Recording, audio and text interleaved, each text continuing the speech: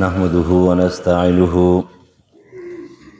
ونعوذ بالله من شرور أنفسنا ومن سيئات أعمالنا من يهده الله فلا مضل له ومن يضلل فلا هادي له وأشهد أن لا إله إلا الله وحده لا شريك له وأشهد أن محمدًا عبده ورسوله أما بعد فأعوذ بالله من الشيطان الرجيم بسم الله الرحمن الرحيم يا أيها الذين آمنوا اتقوا الله وكونوا مع الصادقين وعن تميم الداري رضي الله تعالى عنه قال سمعت رسول الله صلى الله عليه وسلم يقول الدين النصيحة قلنا لله قال لله ولرسوله ولكتابه ولأئمة المسلمين ولعامتهم رواه مسلم. اے ایماندارو د الله نه ویریږئ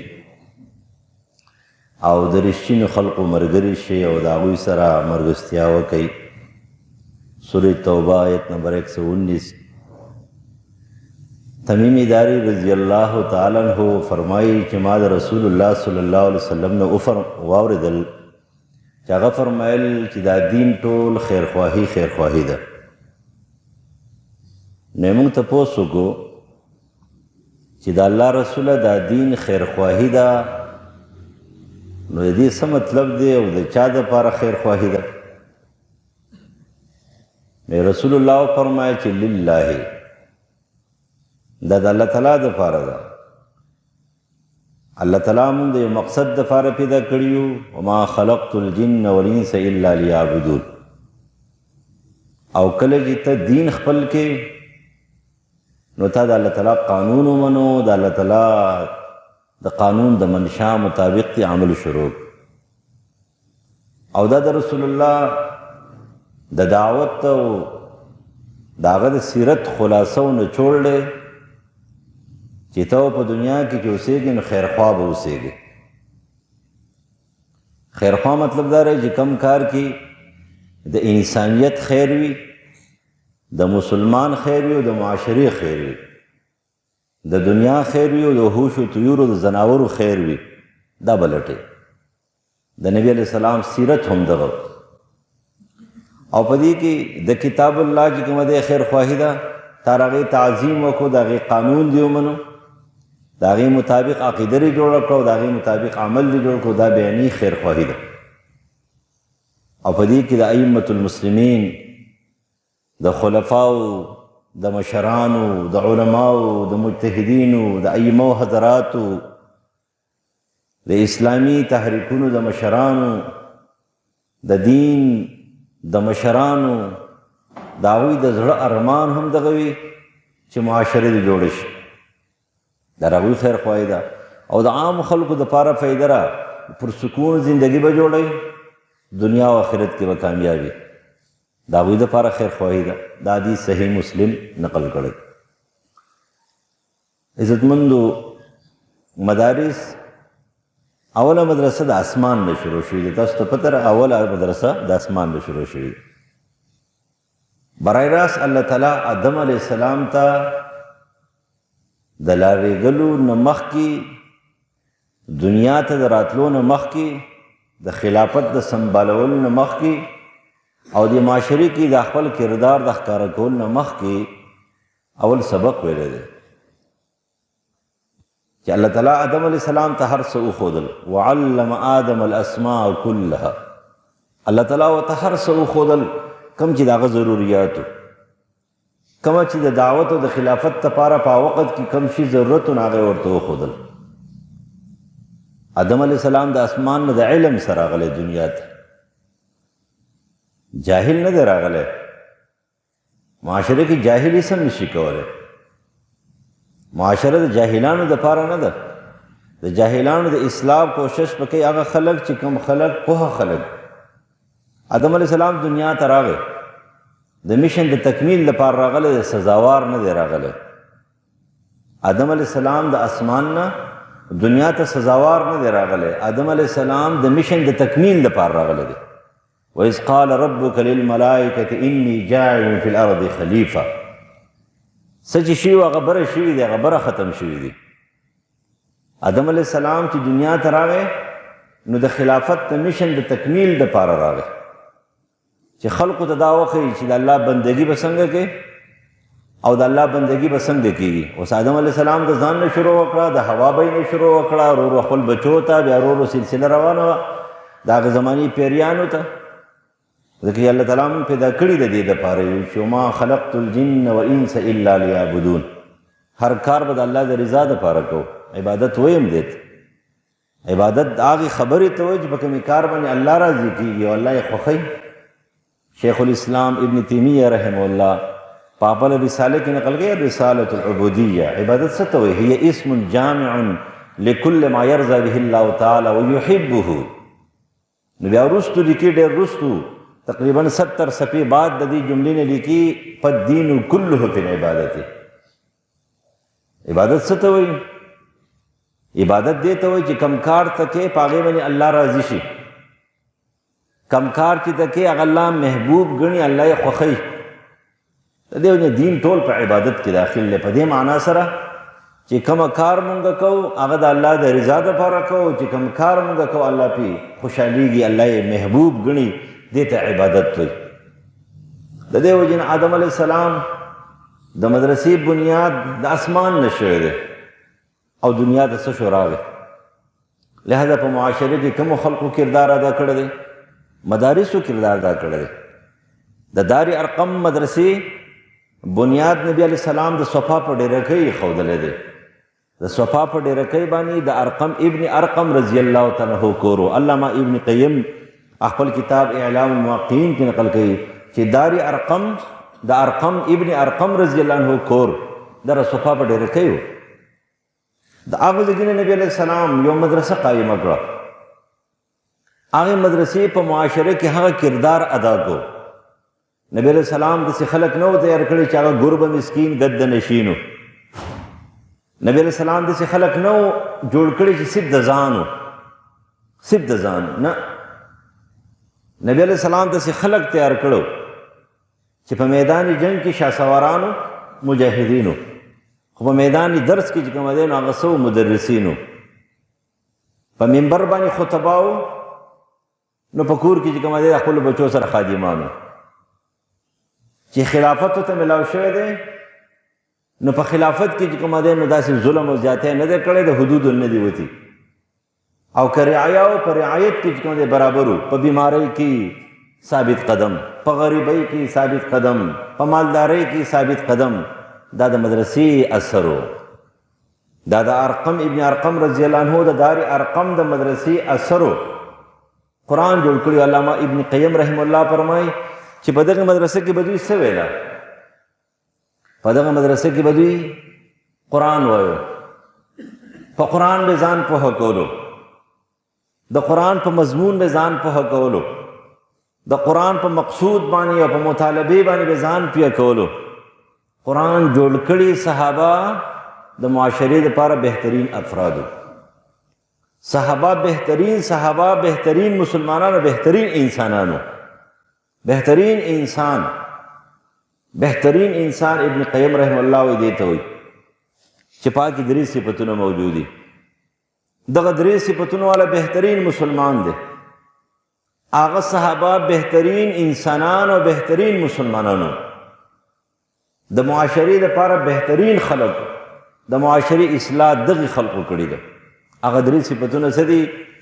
نمبر 1 صفت پاو کې د انوست. انسان کې اولنې صفت ته د انوست، الفت، مینا، محبت. انسان به وحشي درنده نه وي، دی به زناور په شان نه وي. صرف د ځان نه خبر دی، د خپلې خېټې نه خبر دی، د خپل خواهش نه خبر دی، نه.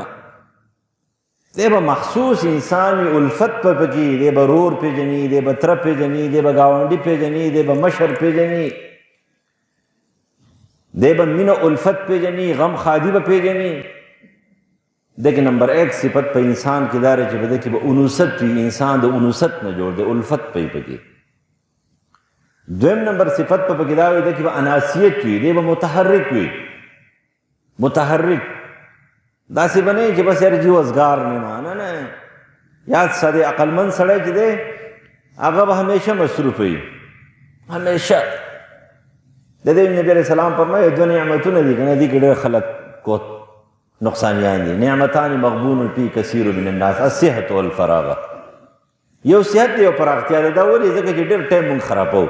متحرک انسان به ټایم نه خرابوي. د امام مشرانو سړی وګوري سړی حیران شي مونږ ډېر ټایم خرابوو، ورې ډېر ټایم بې ځایه ټایم خرابوو چې دې خلکو لیکل څنګه کړي دي مونږ یې کتلی نه شو. هغوی لیکل څنګه کړي دي، د اصلاح دپاره څومره کوششونه کړي دي، د وخت د فرعونیانو خلاف یې څومره زیاتې مقابلې کړي دي. ته به حیران شې دا اصلاح دا داسې نه ده راغلی چې مونږ ته قرآن داسې را رسېدلی دی، بخاري داسې را رسېدلی ده، مسلم داسې را رسېدلی دا په ډېر تکلیفونه را رسېدلي دي. دغه حضراتو دغه مشرانو ډېر لوی تکلیفونه برداشت کړي دي. نو دویم نمبر صفت ته انسان دپاره دی چې دی به څه وي دی کې به اناسیت وي، دی به متحرک وي، دی به یوازې د ځان نه وي او یاد ساتئ ورې حساس به وي، حس چې په چا کې نه وي. که دا د کور مشر دی پلار دی بې حس او قمقل دی کور تې وران، که دا د یو ادارې مشر دی بې حس او قمقل دی اداره تې وران، که دا د جومات امام دی او بې حسه دی د هېڅ هم خبر نه دی چې زما په مقتدیانو کې نن څو راغلي دي او څو نه دي راغلي، څومره بیمار دي او څومره بیمار نه دي، څومره بیلمازه دي او څومره مازګزار دي، څومره چې کومه دی د دین په شړه باندې روان دي او څوک په دین باندې سم روان دي. دې ته ورې بې حسه وایي. یو یاد ساتئ عالم د جومات امام دغه شانتې نور د دین مشران دوی به د ټریفک پولیس وي ګورې په هر څه کې بېکاري، په هر چا کې بېکاري او د حکمت سره. عبدالله مبارک رحمه الله امام قرطبي رحمه الله فرمایي د معاشري اسلام دی که نه مسجد حرام کې ناست دی چې ناست دی نو چې ګوري یو تور هلک ناست دی تک تور دی، غټې غټې شونډې دي، داسې رنګ یې ښایسته نه دی. ده چې داسې وکتل نو ورته وایي چې په دې باندې خفه یې چې دا ټول ښایسته دي او ته پکې تور یې؟ ویل چا وایي په دې باندې خفه یم. ویل مه خفه کېږه. ویل چې ولې؟ وایي په تورو کې الله دومره ښایسته پیدا کړي دي، خپل کردار پاک کا، کردار خپل سیرت پاک کا. په تورو کې چې کوم دی لقمان حکیم عظیم انسان تیر شوی دی، په تورو کې بلال حبشي رضی الله عنه عظیم انسان تیر شوی دی، په تورو کې سعید ابن مسیب سید التابعین رحمه الله تیر شوی دی. داسې مه وایئ چې په تورو کې څو کردار جوړول غواړي. معاشره کې به هله مونږ څه کوو چې کله کردار جوړ کړو خپل، بیا په معاشره کې خلک خبره مني. د دې وجې چې کله بې حسه وي، حس پکې نه وي، د هغه نه هر څه وراني. نو د مثال به څه وي، دی به د ټریفک پولیس وي، دی به تپوس کوي، جلال به پکې موجود وي، لکه موسی علیه السلام کې جلال موجود و که نه. نبی علیه السلام ته وایي چې ستا امت 50 منځونه نشي کړی، انی عالجتو، ما د خپل امت نه ډېر تکلیف چې کومه دی نو محسوس کړی دی، هغوی نه شو کولی، ستا امت هم نشي کولی، واپس لاړ شه. دې ته جلال وایي. جلال او جمال دواړه، نبی علیہ السلام د جمال او جمال دواړو چې کومه دی نو مالک و،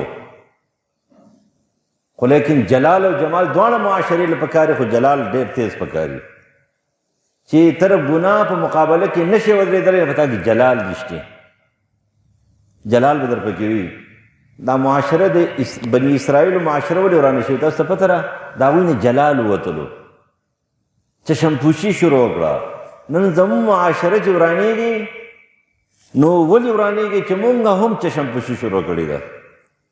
په ګاونډ کې یو غلط کار به کېږي، د نشې شیزونه به خرڅېږي، زه به چشمپوشي کوم، مولوی صاحب د جومات چشمپوشي کوي، بل سړی چشمپوشي کوي، د محلې مشر چشمپوشي کوي، عالم چشمپوشي کوي، معاشرې څه ورانې شي، ډاډه شي خلک.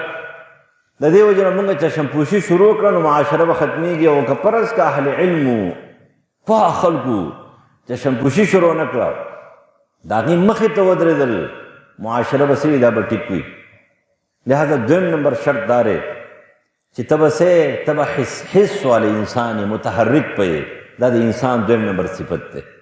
او دریم نمبر نسیان د هیر به پکې کېږي، په تا کې به د معافۍ صفت وي. ته به بل معاف کې، تا به معاف کوي، بل به دې معاف کړي.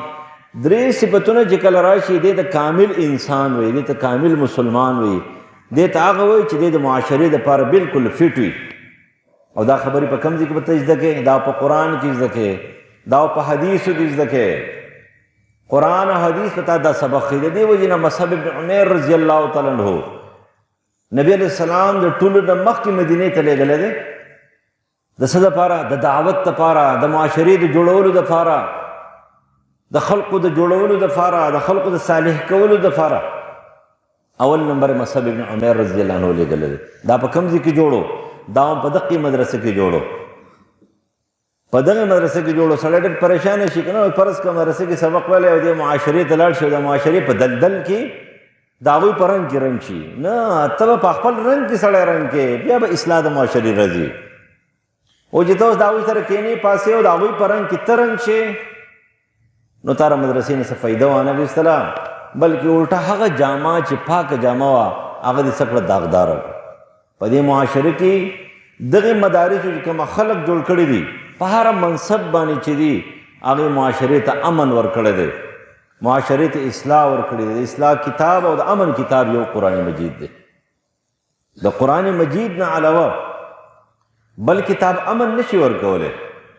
د امن کتاب هم داره، امن په ډانګي نه راځي، امن په کنځلو نه راځي، امن د خلکو په وهلو نه راځي، امن د امن په قانون راځي. او د امن قانون د انسان قانون نه دی، دا د هغې ذات قانون چې هغه د هر انسان نه خبر دی، هغه د کشر نه خبر دی، هغه د مشر نه خبر دی، هغه د هر چا نه خبر دی. د هغې مطابق قانون یې جوړ کړی دی، هغه بلکل ټیک دی، هغه فټ دی. د دې وجې نه قرآن مجید دا د اصلاح کتاب دی. امام مالک رحم الله کتاب دی الموطا، ورته موطا مالک. موطا مالک، امام مالک ډېر عظیم سړی تېر شوی دی، امام المدینه. نو هغې دا کتاب ولیکو، علامه زرقاني نقل کوي په مقدمه کې چې دا کتاب چې هغه ولیکلو نو دا په دې سیاهي لیکلی شوی. نو هغه د خپل کتاب راواغېستلو، د اوبو ډنډ ته یې واچو. د اوبو ډنډ ته په 8مه صفحه باندې نقل کوي په دې مقدمه کې په جلد اول کې. دو زرقانیان، یو زرقانی دی موطا مالک شرح دی، یو بل زرقانی دی، هغه نه، دا د موطا مالک شرح دی. د 12مې صدۍ چې کومه دی نو امام دی. نو چې کله اوبو ته وراچو، چا ورته ویلی چې امام دا دې څه وکړه، دومره خواري دې کړې ده. او هغه دې ورته ویلی چې ما خپل نیت معلومو، خپل نیت معلومو چې که زما په دې نیت کې کوټي نو دا کتاب به دا اوبه خراب کړي، او که زما په نیت کې کوټ نه نو زما دومره اعتماد دی په الله باندې چې دا کتاب به روغ موټي. کتاب روغ موټو، اوبه پې هم نه دي لګېدلې. هغه امام مالک رحم الله نه د هغه د موطا مالک یو شرح د امام باجي لیکلي ده، المنتقا. المنتقا د 3 قسمه کتابونه دي، یو د موطا مالک شرح د المنتقا، یو المنتقا د شیخ الاسلام ابن تیمیه رحم الله ده، یو المنتقا د ابن تیمیه ده. عام علماء کرام پوهېږي، خیر دی، خو کېدای شي په دې ټکي نه پوهېږي. تحفة الاحوذي چې کوم مبارک پوري شرح ده نو پای کې هغه یو کار کوي او ښه نه کوي، خو ځکه چې هغه وایي دا خبره ابن تیمیه په منتقا کې لیکلې ده. هغه منتقا د ابن تیمیه شیخ الاسلام نه دی، هغه بل ابن تیمیه دی. نو د دې وجې نه زه اکثر هلته په دې حاشیو کې ته ولیکم په خپل کتاب کې که نه، یاره الله دې تا خوشحاله کړي. خو دغه ټکی برکټ کې اوسه لیکلی نو ډېر به ښه وی چې دا شیخ الاسلام نه دی، ځکه چې ابن تیمیه نوم یاد خلک یاد کړي، هلته شیخ الاسلام ته سیده ډایرکټ دماغ ځي. لکه پخوا نه به داسې چالو چا به شیخ صاحب یاد کړو نو شیخ عنایت الرحمن به مرادو، او چې مولانا صاحب یاد کړو نو مولانا ګوررحمان مرحوم به مرادو، او چې په عالمي سطح به مولانا صاحب خلکو یاد کړو نو مولانا مودودي رحم الله به مرادو، او چې مفتی صاحب خلکو یاد کړو مفتی کفایت الله، مفتی شفیع رحم الله به مرادو، او په دې صوبه کې به چې شاید مفتی صاحب نوم یاد مفتی فرید به مرادو، یا مفتی ضیاء الدین کا کاخل صاحب به مرادو. د هرې علاقې یو مفتي صاحب او ستاسو په علاقه کې د پیر صاحب نوم څوک یاد دی؟ چا بل طرف د سوچ ځي نو خوا پیر صاحب ته ځي چې پیر صاحب مراد دی. خو د هر چا ذهن چې کوم دی هلته یو شی شهرت همدغه شانتې وي. نو د شیخ الاسلام نوم چې یاد شي نو هغه دغه دا المنتقا امام باجي لیکلي ده د موطا مالک شرح ده. په هغې کې نقل کوي د امام مالک نه یو تپوس کوي یو سړی چېرې دا ټوله معاشره برباد شي د شرک او د کفر نه او د فساداتو نه او د قباحتونو نه او د ګناهونو نه ډکه شي دا به بیرته څنګه جوړو؟ د دې اصلاح به څوک کوي او د دې اصلاح به څنګه کېږي؟ نو امام مالک رحم الله ته فرمایي چې کومې کتاب د دنیا د معاشرې یوازې د یو کلي نه د دې ټولې دنیا د اوسېدونکو د هغوی ژوند برابر کړی دی او اصلاح یې راوستې د حق کتاب به راولي بل کتاب یې نشي راوستی یو کتاب الله دی چې پاک برکت دی ام پکې خیر دی ام پکې شفا ده او ام پکې امن دی او ام پکې قانون دی او عمل دی او عقیده ده او هر څه پکې موجود دي. ام پکې ته یې او ام ستا چې کوم دی قانون دی او ام ستا کور دی پکې او ستا کلی دی پکې او ستا وطن هم پکې دی. ته چې پکې څه ګورې هر څه پکې موجود دي. حسن بصري رحم الله علیه یو کس راغی ابو حیان اجلوسی غرناطي نقل کوي ورته ویل چې د څنګه سړی امام قرطبي هم نقل کړی دي. ما ته خو پته نشته ته څنګه سړی ځکه چې زه خو په تا حسن ظن کوم چې ښه سړی ته خامخا ځان ګورې نو ځان په قرآن کې وګوره. قرآن درځي د الله ویل چا ویل لاړ شه قرآن کې ځان وګوره. هغه چې کله لاړو قرآن مجید یې کلاو کړو نو وایي چې الف لام میم ذلک الکتاب لا ریب فیه هدی للمتقین. دا چې یو څو رکوع وکتلې واپس راغی چېرې قرآن مجید خو ما ته وایي ته مجرم یې ته ګناهګار یې. نو بیماري درته ښیي ویل چې او وایي د بیمارۍ علاج هم درته ښیي که نه ویل چې قرآن مجید د تشخیص کتاب دی او د تشخیص سره قرآن مجید د نسخې ورکولو کتاب دی. هم ستا د بیمارۍ تشخیص کوي د معاشرې تشخیص کوي او هم د هغې علاج هم تا ته ښیي. قرآن مجید د تشخیص کتاب دی. د دې معاشرې اصلاح چې کېږي نو په قرآن باندې کېږي. قرآن په کوم ځای کې زده کېږي؟ قرآن مجید په یونیورسټو کې نه زده کېږي. قرآن مجید دا په نورو ځګونو کې نه زده کېږي. قرآن مجید په مدارسو کې زده کېږي. قرآن مجید چې په مدارسو کې زده کېږي نو په معاشره کې تبه د خلکو د عقیدې اصلاح کې بعضې شیونه داسې بدنام شي که نه سړی حیران شي. لفظ سیاست داسې بدنام شوی دی چې سړی حیران شي. سیاست څه ته ویلی کېږي؟ تاسو خو به الحمدلله د مولانا گور رحمان مرحوم رحم الله کتاب کتلی وي اسلامي سیاست. د سید ابوالعلا مودودي رحم الله کتاب هم کتلی وي اسلامي ریاست. تاسو چې کله په هغې باندې لاړ شئ جوړ وګورئ ته بیا سیاست وپېژنئ سیاست څه ته وایي. بنیادي خبرې په خپله باندې منل په خلکو منل په معاشرې کې د هغې چې کومه دی نو ثابتول او په خلکو کې رایج کول. بنیادي خبرې څه دي چې کوم حدیث کې راځي صحیح بخاري حدیث دی چې پیغمبرانو به د تیر شوي زمانې د خلکو څه کولو؟ سیاست کولو. تسوسهم الانبیاء. سیاست څه ته وایي؟ نمبر 1 عقیده توحید بیانول دا بنیادی سیاست دی. ارکان اسلام بیانول دا بنیادی سیاست دی. خلقو ته په معاشره کې د ښه ژوند تېرولو طریقې ښودل دا بنیادی سیاست دی. انسان ته مسلمان ته خپل حقوق ښودل او د بل حقوقو ته ښودل دا اسلامي سیاست دی. بنیادی سیاست دی چې په هغې کې امامت صغرا هم دی امامت کبرا هم دی. د مسلې نه والا تر هغې تخته پورې او د هغې کرسۍ پورې دا ټول پکې موجود دي. د دې وجې نه چې قرآن مجید دی یاد کو نو قرآن مجید سره په معاشره کې اصلاح راځي. بعضې علاقې داسې دي چې په هغې کې د قرآن ترجمه کېږي. په هغې علاقو کې شرک نشته دی. په هغې علاقو کې بدعات نشته دی. په هغې علاقو کې توحید دی او سنت دی. اعمالو کې به کوتاهي وي خو لیکن عقیده توحید پکې ډېره مضبوطه ده.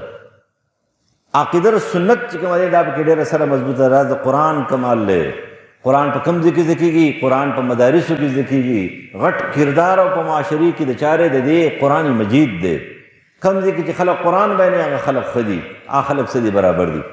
په دې وجه باندې صحابو کوشش کړی دی څنګه جوړ شي چې قرآن او حدیث جوړ کړي نو په معاشره کې سم خلک وو، سم خلک وو. صحیح بخاری و مسلم حدیث دی. جریر ابن عبداللہ بجلی رضی اللہ تعالی عنہ دا د حمص دی، دا د یمن دی، عیسائی دی. اسلام قبول کړی نه دی. چې کله راغی نبی علیہ السلام سره صحابه ډېر زیات چې کوم دی ولاړ دي. نبی علیہ السلام جریر وکتلو، جریر شاته ولاړ دی.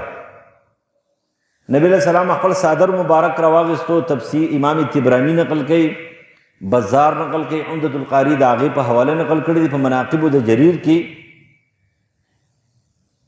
نو نبی علیہ السلام خپل صادر مبارک ور واچو. جریر رضی اللہ عنہ په دې وخت کې عیسائی دی او صادر مبارک د رسول الله ونیولو، په لاس کې ښکلی کو او نبی علیہ السلام ته راوړو، ورته وایي چې الله تعالی دې ستا عزت او برکت نور هم زیات کړي. زه ستا د صادر د ناستې نه یم. نبی علیہ السلام په وخت کې یو جمله وویله، یو قانون یې پیش کړو د معاشرې دپاره، زمونږ دپاره، د خلکو دپاره.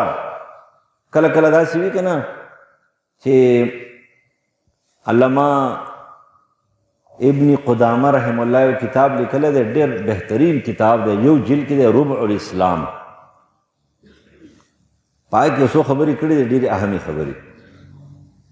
ربع الاسلام زما په دې دا باندې د تقریرونه مخکې ما په 15-16 کاله مخکې یا 8 کاله به کېږي که 9 کاله به کېږي مخکې د تقریرونه ما پوره کړي په هغې کتاب باندې. ډېر بهترین کتاب دی، یو ټاپک دی پکې.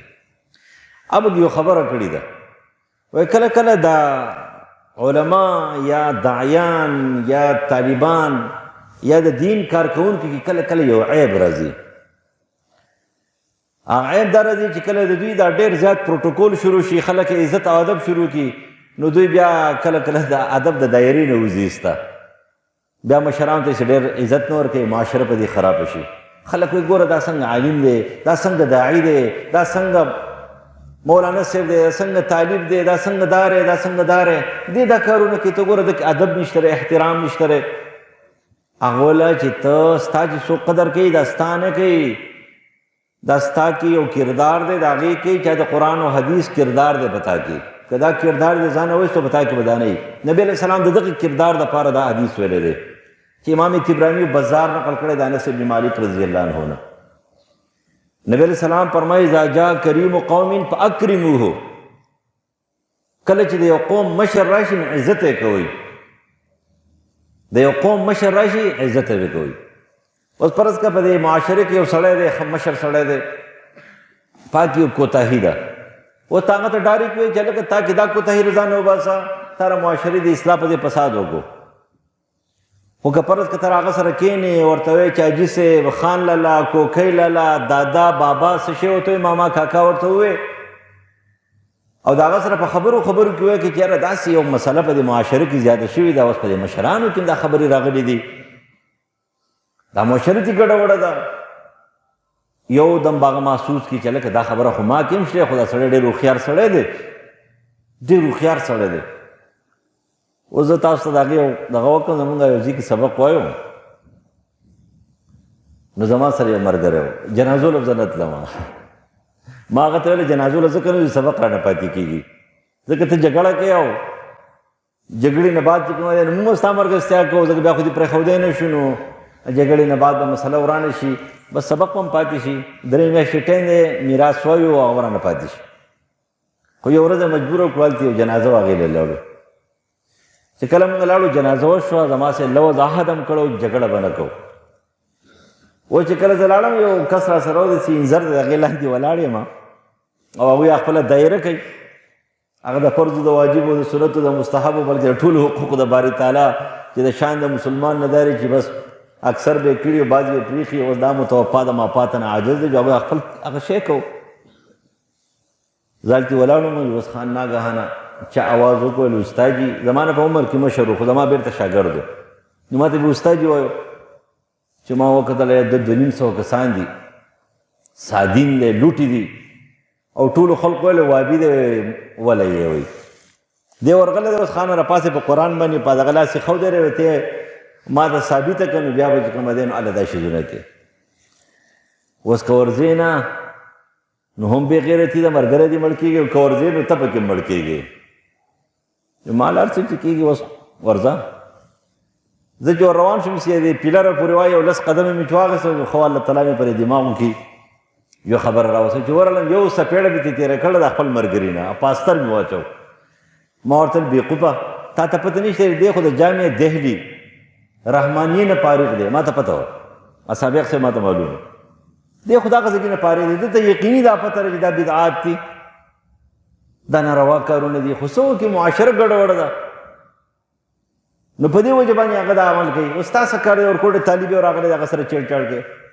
یو دم یې ویله لرې کوئ دا بدعت دی وایي اعلان یې وکړو زه په هغې کې راونیو ما ته ویل کوم ځای کې سبق وایم ما جي موږ په رحمانیې کې سبق وایو وایي دی هم په رحمانیې کې دی ما جي دی هم په رحمانیې کې دی د هغه په باره کې څه وویل وایي دی به خري خر به غټېږي او خر به مړ کېږي او ما ته ویل ستا نه به الله تعالی حکیم مولوی صاحب جوړوي او دوا یې م راته وکړه چې راووتلو نو ما ورته وایي چې ویل دا خو قابو وجلي وو نو ما چې ته داسې کار کوې نو مړکۍ به دي نه هغه تعلیم دی د خپلې علاقې او ته ورته ووایې چې نه دا ماته ثابته کړه ورشه خواته غلی کښېنه او ورته وایي چې یاره جي دا سنت څه ته وایي او دا بدعت څه ته وایي نو ځان دې پوه کړه خلکو ته به هم پته ولګي چې سنت څه ته وایي بدعت څه ته وایي چې دا مولوی صاحب څه کوي دا سابق صاحب څه کوي دا خو بدعت دی او په خپل کار باندې ستومانه شي نو ته یو دمره لاس دې پې کېښودلو او ورته وایي چې ته ماته دا ثابته کړه جګړه به جوړېږي نه نو خبر هم دا دی د معاشري اصلاح به کله کوې خو فساد به دې ته جوړ کړې بعضې خلک چې کوم دی نو بعضې داعیان بدي زماني د معاشرې دپاره اصلاح نه کوي بلکې څه کوي فساد کوي مسله چې کوم دی څه کوي دا ګډه وړه کوي نه دا به نه ورانې د دې وجې نه چې کله معاشرې ته لاړې نو قرآن باندې به جوړې خو د قرآن بیان دپاره خپل طرز انداز دی مشر او کشر به پېژنې قرآن او حدیث متدا وایي نبي علیه السلام قانون پیش کو چې اذا جاء کریم قوم فاکرموه چې د قوم یو عزتمند سړی راشي د هغې څه وکړه عزت وکړه د هغې قدر وکړه هغه صحابي دی چې کله هغه اسلام قبول کو 4 ورځې د نبي علیه السلام یا 3 ورځې د نبي علیه السلام د وفات نه مخکې اسلام قبول کړی او په دې 3 او په 4 ورځو کې 100 حدیث د هغه نه نقل دی 100 روایات هغه جریر ابن عبدالله بجلی رضی الله عنه ته چې عمر فاروق رضی الله عنه لقب ورکړو چې یوسف هذه الامه د دې امت یوسف علیه السلام دی انتهایی حسینو انتهایی ښایسته او فصیح بلیغ انسان هغه صحابي څه وایي د صحیح بخاري او د مسلم حدیث ته وایي ما د نبي علیه السلام سره بیعت کړی بایعت رسول الله صلی الله علیه وسلم علی اقام الصلاة و ایتاء الزکاة والنصح لكل مسلم چې ما د رسول الله سره بیعت کړه په دې خبره زه به مونځ قایم ساتم زکات پور کوم او د هر مسلمان خیرخواهي به لټوم د دې وجې چې سړی دین زده کوي په دې باندې چې په دې به ځان جوړوم او د دې باندې دنیا جوړوم اولنی شرط دا دی چې دی به خیرخواه چې خیرخواهي پکې نه وه دی نشي جوړولی دی فساد جوړوي معاشره به ورانوي دا په کوم ځای کې جوړ شوی جریر بن عبدالله بجلی دا په مدرسه کې جوړ شوی د نبي علیه السلام دا صرف د 83 ورځو شاګرد دی د 83 ورځو شاګرد د معاشرې دپاره څومره پرامن انسان و فتح الباري هم د دقې حدیث لاندې وضاحت کوي چې یو ځل خپل نوکر ته وویله چې ورشه او غلام ته نوکر ته ویل چې مال یو اس واخله نو اس یې وله واخېستو راوستوله دی خو د اسونو ماهر و ویل دا دې په څو واخېستلو وایي جي دله 300 درهمه ورکړه هغه د دې اس نه چاپېره تاو شو ورته دا خو د 300 درهمو نه دی دا خو تا سړی دوکه کړی یا دا سړی پوهېږي نه 400 درهم 500 600 700 800 ته ورسېدلو 800 درهم یې ورله ورکړو لاړو خلکو ورته ویلی جناب دومره ارزان یې درله اخیستی و دومره ارزان او تاسو چې کوم دی نو هغه په 800 درهم واخېستو د 300 درهم په ځای باندې ورته څه وویله وایي ما د رسول الله سره یو لوز کړی دی ما ورسره بیعت کړی دی هغه بیعت ما په دې ټکي باندې کړی دی چې علی نصح لکل مسلم د هر مسلمان خیرخواهي به لټوم. دا کومه خیرخواهي ده چې زه د 800 درهمو اس چې کوم دی په 300 اخلم، چې خپل مې په 300 نه خرڅوه، په 800 مې خرڅوله. شبیر احمد عثماني د فتح الملهم کې یو قصه نقل کوي، حکایت نقل کوي. د دې حدیث وضاحت کوي چې مسلمان څه ته ویل کېږي؟ ما يحب لنفسه يحب لاخيه. نو د دې جملې وضاحت کوي. نو شبیر احمد عثماني فتح الملهم کې نقل کوي چې یو کس یو ځل د یو ګاونډي نه تپوس وکړو چېرې جي د یو کس نه تپوس وکړو چې زمونږ په دې کور کې مږې ډېرې زیاتې دي. ډېر ورکوټې خبره ده، خو ډېر اهمه خبره ده. بعضې خبرې د هغه شبیر احمد عثماني ډېر جوور سړی و. ما د وختي ورځو کې یو کس ویلی چې ما امام شافعي رحم الله ناست وم، ما ویل چې امام شافعي رحم الله فرمایي چې څوک د چا سره څه وکړي نو هغه شانتې د بچو نه خیږي. نو هغه خلقو زما سره بحث شروع کړو چې ظلم چې کوم دی یو کس کړی دی او سزا یې بل ته میلاویږي، لا تزر وازر وزر اخرى. نو ما ته دا خبره څنګه ده؟ نو ما دې شرعي خبره امام شافعي چې کړله بلکل ټیک ده. ویل چې ولې؟ ما شرعي حکم نه دی خو تجربه ده. عمل دا غټ خلک چې خبره وکړي که نه، دا غټ خلک د امامانو د سلفو چې کومه خبره کړې دا بې ځایه نه وي، په دې کې څه چلي. نو مال شرعي حکم نه دی، دا خبره ستا ټیک د هغوی ټیک ده، خو لیکن دا یو تجربه ده. او امام شافعي رحم الله هغه یو عظیم سړی چې خبره کړې ده نو په هغه کې به صحیح. نو شبیر احمد عثماني رحم الله یو عظیم امام تېر شوی، تاسو ته پته ده چې ډېر جوور انسان تېر شوی دی. او تا ژبه دومره محفوظه وه، دومره محفوظه ژبه چې په خپلو کتابونو کې چېرته به چا به کفر فتوه نه ده لګولې. د شبیر احمد عثماني رحم الله بچی هم نه و، بچی نه و، بلا بچی دي موږ ټولې بچي روحاني بلا سمتې زده کړي دي. لیکن شبیر احمد عثماني رحم الله هغه چې خبره کوي ډېره جامع خو خبره کړې وه. زما د مفتي شفیع رحم الله مور چې زما ترور وه. نو دا د مور پلار دا بعضې ټکي نه دا ډېر زیات خوند کوي. د استاد چې ته د خپل نوم وایي که نه ما ته به شیخ صاحب مولانا صاحب وایي، ما ورته وایي چې که تا ما ته د نن نه بعد مولانا صاحب مدرسه پاتې سیده به تللی، ما ته به خپل نوم وایي. زما چې کومه نوم دی دا ما ته وایي، دا به ما باندې خوږ لګي ستا د زبان نه. یا به خندلی وایي طالبان به راته قار شي زوروره وایي، ما طالبان پرې دوا، ما ته به خپل نوم وایي. نو بیا ما ورته ویل ګوره شبیر احمد عثماني فرمایل چې زه به د ترور خوا تلم د جمعرات په ورځ باندې د مازدیګر د مانځه نه بعد. زما مور پلار خو نه و، د هغې خوا له به چې لاړم نو د سلام نه بعد به هغې ما ته صرف یو ټکی وایي او زه به ته هفته زما دپاره غذا او خوراک و، بس زه به خوشحاله وم. زه به چې ورغلم نو ما به السلام علیکم وایم، هغې به راته ویل چې شبیر جیتے رهو. بس دغه زما دپاره څه وه، دا زما دپاره کافي وه. د دې وجې نه هغه دا خبره نقل کوي چې ګاونډي دا کس راته وویلې چې یاره مږې ډېرې شوي دي، ترله څه مشوره راکړه څه وکړمه؟ وایي هغه راته ویل چې پیشو راوړه. نو چې په پیشو به څه کومه؟ وایي په کور کې پرېږده که نه مږې به وتښتي. وایي چې چېرته به لاړې شي؟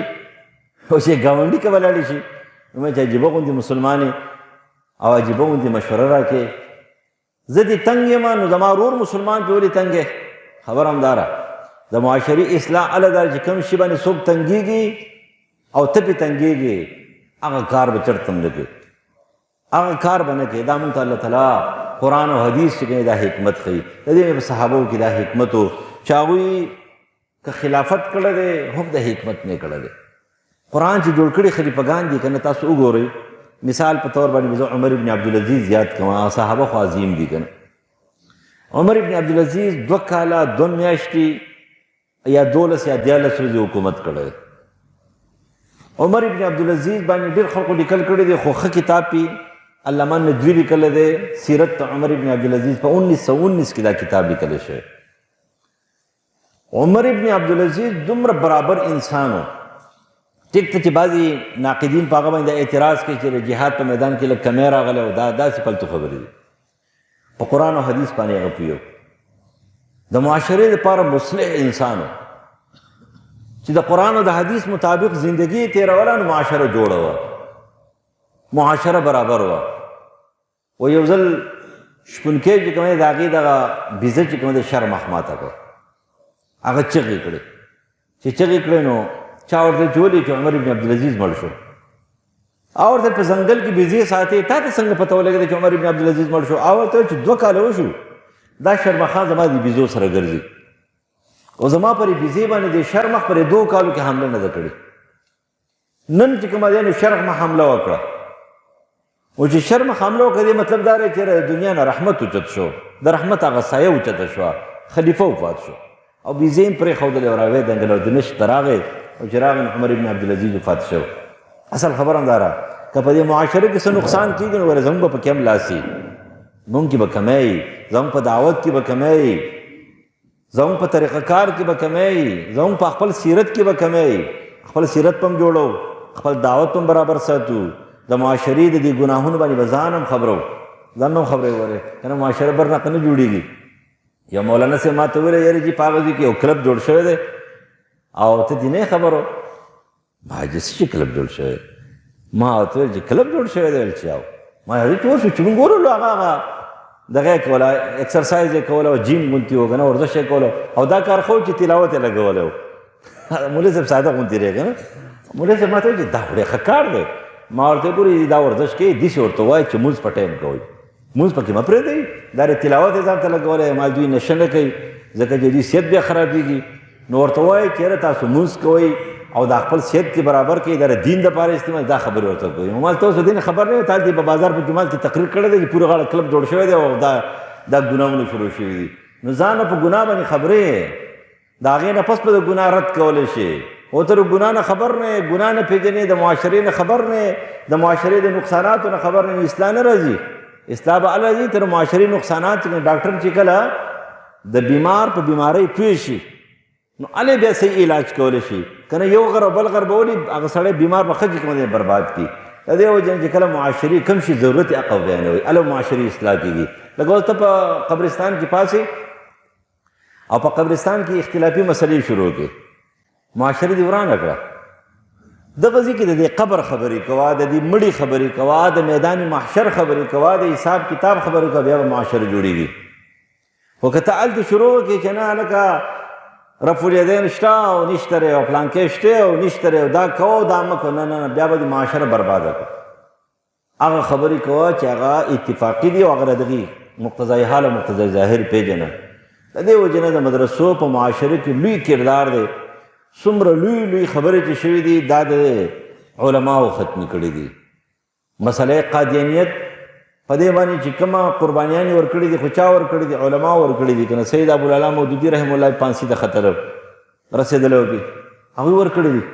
د حجاج ابن یوسف مخې ته چې کومې بادشاهانو خبرې نه دي کړي. د حجاج ابن یوسف مخې ته چې کومه دی نو سعید بن جبیر تابعي کړي دي، حسن بصري کړي دي، ابراهیم نخعي کړي دي، ابراهیم تیمي کړي دي. هغې خلکو خبرې کړي دي، هغوی ته مخامخ خبرې کړي. دا کار ظلم دی. د معاشرې د اصلاح دپاره خبرې چا کړي؟ علماو کړي دي. د دې وجې نه په قرآن به ځان پوه کړې، چې کله په قرآن پوه شي بیا به د معاشرې سټې جوړ کړي. د خلکو د عقایدو، د خلکو د اعمالو، د معاشرې د فتنو. نن سبا د قادیانیت او د پرویزیت آخري خبره کومه، د پرویزیت او د قادیانیت مسلې ډېرې زیاتې دي. یو زمانه وه سید ابوالعلا مودودي رحمه الله کتاب ولیکو سنت کی عین حیثیت. یو ځل نه 50 ځله وګورئ. هله په پرویزیت باندې پوهېږئ، قسم دی که ته په پرویزیت باندې پوه شوې. پرویزیت باندې چا لیکل هغه شانتي نه دي کړي. سنت کی عین حیثیت د یو شخص جواب دی، عبدالودود. چا مولانا صاحب ته وویله چې دا خو یو سړی دی او دومره په شد امت سره ته جواب کې. مولانا صاحب د هغې په جواب کې وویله یو زمانه به راشي هر دویم سړی به منکر حدیث وي. اوس چې کله سوشل میډیا کلاو کې دماغ به وخوځېږي، هر دویم کس منکر حدیث دی، هر دویم کس منکر حدیث دی. کله بخاري پسې لګیا دی او کله ترمذي پسې لګیا دی او کله پلانکي پسې لګیا دی. بس هم روان دي. معاشره به جوړېږي څنګه؟ د دې په دفاع کې زما یو شاګرد دی د هغې لنډې کوتل دی. ما ته ویله زه کور ته رالم او ورور مې زما سره کتاب راسره ترمذي را سره و. وایي ما ته چې په دې آتش پرست کافر باندې څه کوې؟ ترمذي ما ته وایي چې په دې آتش پرست کافر باندې څه کوې؟ زه حیران دریم شوم. ما ورته ته څه اورې؟ وایي زه پلانکي اورم، مفتي صاحب اورم. دومره خفه شوم ما چې ما ته ټلیفون وکړو یاره جي وایي داسې مسله ده. ما ویل اوس دغه حل دی څه وکړو؟ نو مولانا صاحب هغه خبره مخې ته راله چې هر دویم کس به چې کومه دی سوي دا به منکر حدیث وي. لهذا د معاشري اصلاح، د عقیدې، د عمل، د نبی علیه السلام د سیرت دفاع، د فتنو دفاع، د نشو دفاع، د ظلمونو دفاع، د معاشرې د فساداتو دفاع، د بدعاتو دفاع، بدعات په ختمې سنت دفاع وکړي، شرک په ختمې د توحید دفاع وکړي، ګناه چې کومه دی د هغې مقابله وکړي، د نیکۍ دفاع وکړي، د مظلوم حمایت پکې او د ظالم چې کومه دی مقابله وکړي. هله به ځینې کار سوي روان وي. د دې وجې نه د معاشرې لپاره بهترین خلک هغه دی چې په مدارسو کې جوړ شوي دي او په مدارسو کې هغوی کارونه خپل ښکاره کړي دي. لوی کردار دی په دې معاشرې کې.